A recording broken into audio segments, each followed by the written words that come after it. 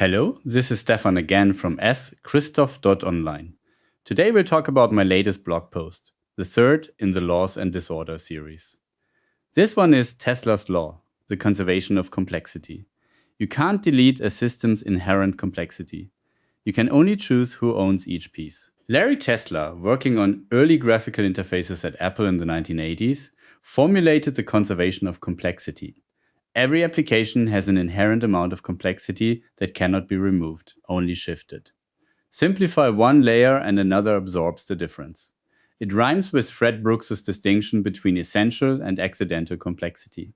There's a flaw you can't get under, you can only decide where it lives. Here's the distinction that makes the law practical, and it's the spine of the post. There are two different quantities in play.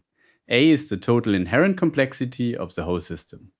B is the complexity you personally have to manage and operate. Good architecture optimizes B without carelessly blowing up.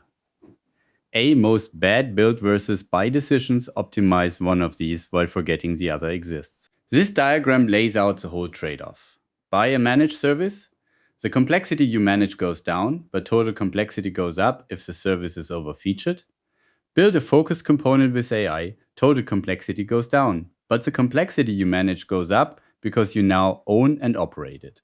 Buy shrinks what you manage, build with AI shrinks the total, optimize what you manage, and keep an eye on the total. The cleanest way to reduce B is to hand a slice of your system to someone who runs it well.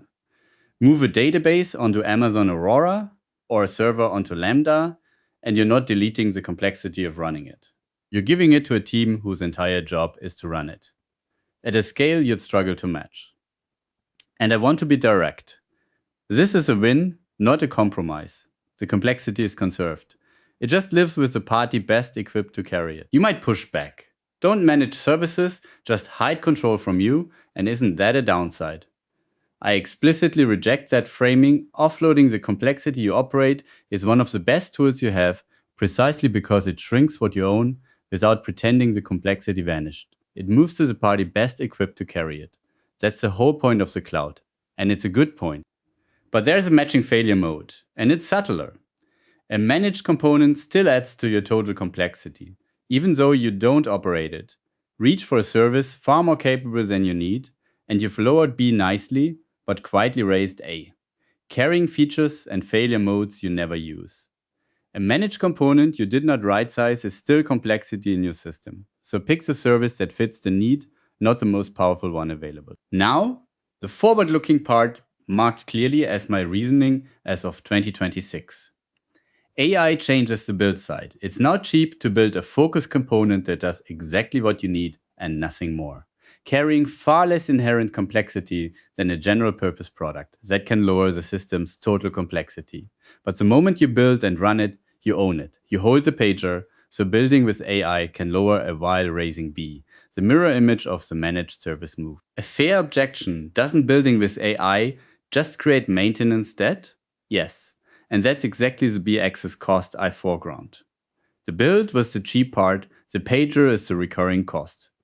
Don't optimize only for a smaller total and forget that the complexity you manage is what sets your on-call burden and your ability to sleep. Neither number is the whole story, which is why naming both is a useful move. So how do you apply this on AWS? Score every component on both axes separately. Does this reduce what I manage and does it keep total complexity in check? Right-size the managed service, prefer the one that fits over the most capable.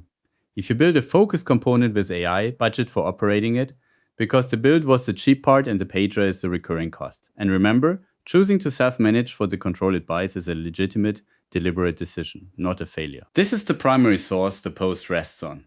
The law of conservation of complexity, Tesler's principle, its Apple origin, and the shift not delete statement. It's a concise reference for the idea that complexity can be moved, but never eliminated. And here's the companion idea I referenced.